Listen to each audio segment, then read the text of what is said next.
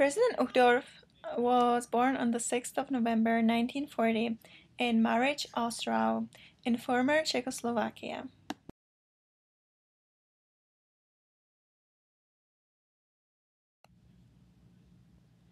When his father was called to serve in the German army, his mother took the rest of the family to Zwickau, Germany, where President Uchtdorf joined the Church of Jesus Christ of Latter-day Saints.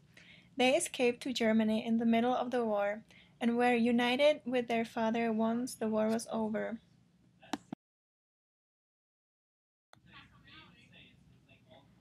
When he was still young, his family moved once again to Frankfurt, West Germany. President Uchtdorf started studying mechanical engineering when he was 18. Later, he continued his education in business administration in Cologne, Germany, and graduated with an MBA from the International Institute for Management Development in Lausanne, Switzerland.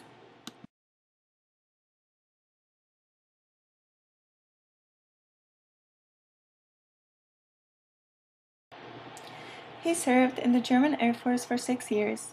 Later, he entered the fighter pilot training in Big Springs, Texas, where he received his pilot wings.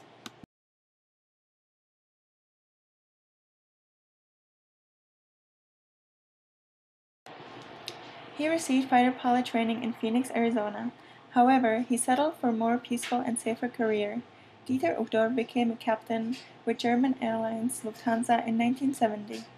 He was moving fast up in his career. He was made manager of the 727 fleet, director of Arizona Training School, chief pilot and head of cockpit crews. Before he was called to be an apostle, he was the senior vice president of flight operations. Hey, this is Joel Davenport, and I'm excited to introduce you to President Uchtdorf and his family. President Uchtdorf was married to Harriet Reich on December 14, 1962. They were married in the Swiss Temple.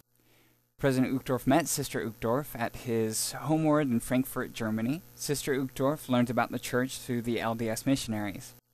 President Uchtdorf took an interest in young Harriet early on and went to her house frequently. Although he fell in love with Harriet very quickly, he expressed frustration in trying to win her affections. Occasionally, he would spy Harriet with a group of young boys and start to feel jealous.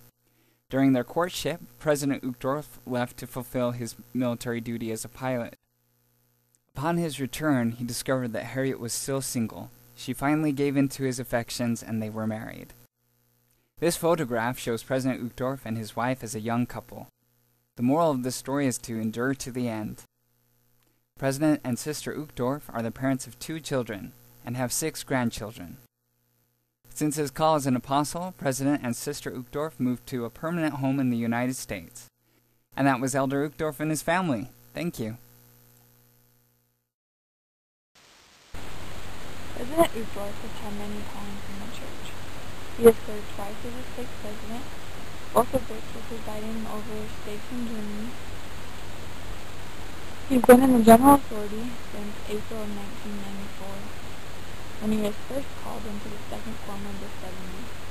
Then, in April 1996, 2 years later, he was called to the first quorum of the 70. He's also served as a member of the presidency of the 70, and then, in October of 2004, he was sustained as a member of the quorum of the 12 Apostles of the Church of Jesus Christ of Latter-day Saints. He now currently serves in the first presidency with Thomas S. Monson. He was called into the presidency February 3rd, 2008. This February 3rd will mark his 4 years in the presidency.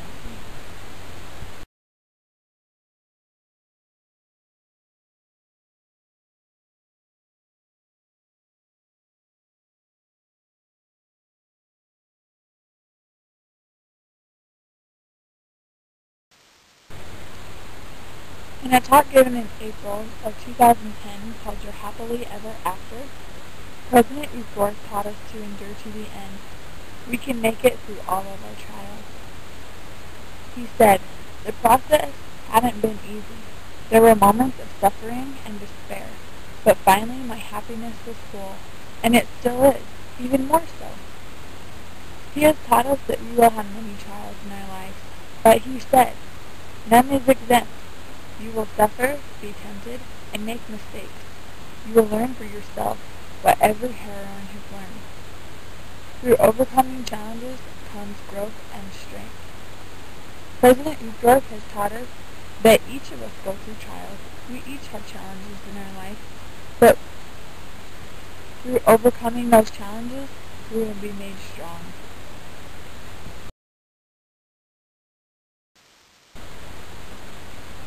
President Uchtdorf also taught us from his personal life how important education is. He tells us a story in The Friend about how when he was a boy, education wasn't as abundant as it is today. He was delivering laundry one day, and he saw a room that had 2 desks pushed together, and he wished that he had a desk of his own. For a very long time he wished this, and many years later his dream came true. He was able to get a job at a research institution, which had a very large library, of which he spent a lot of his free time in. He was happy to finally have a desk to sit at, to soak up all the knowledge that the books provided. His example in the story shows us how much we take our education for granted. How many of us are excited to sit in a desk at school, or want to sit in a desk at school? He teaches us that we are truly blessed to be able to have the education that we have.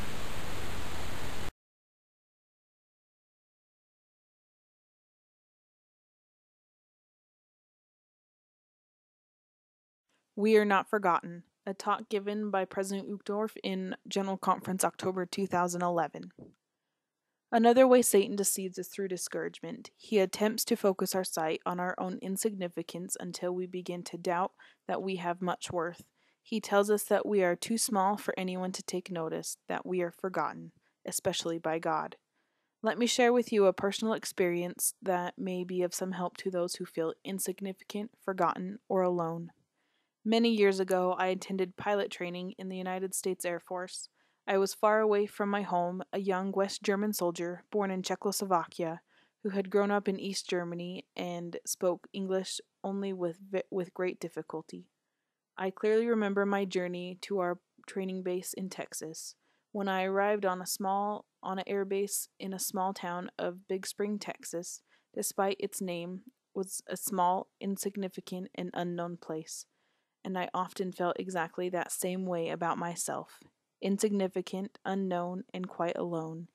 Even so, I never once wondered if the Lord had forgotten me, or if He would ever be able to find me there. I knew that it didn't matter to Heavenly Father where I was ranked with others in my pilot training class, or what my calling was in the church. What mattered to Him was that I was doing the best I could, that my heart was inclined toward Him, and that I was willing to help those around me. I knew if I did the best I could, all would be well, and all was well. This made me realize that I was not the only one who could feel this way. An apostle of the church could feel the same way I did. After reading this talk, I realized that no matter where I am, who I am, or what I am doing, if I did my best, all would be well, and I was not forgotten. At those dark times, I felt so small and alone, but after reading this, I felt normal and everything became light again. I thank President Uchtdorf for these life changing words and this testimony of the Lord and His love.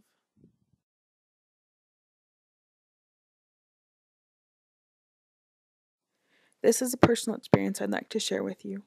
I have never met President Uchtdorf, but I have had an experience with the words he has spoken, and it influenced my life so much that it changed my world. The talk was You Matter to Him.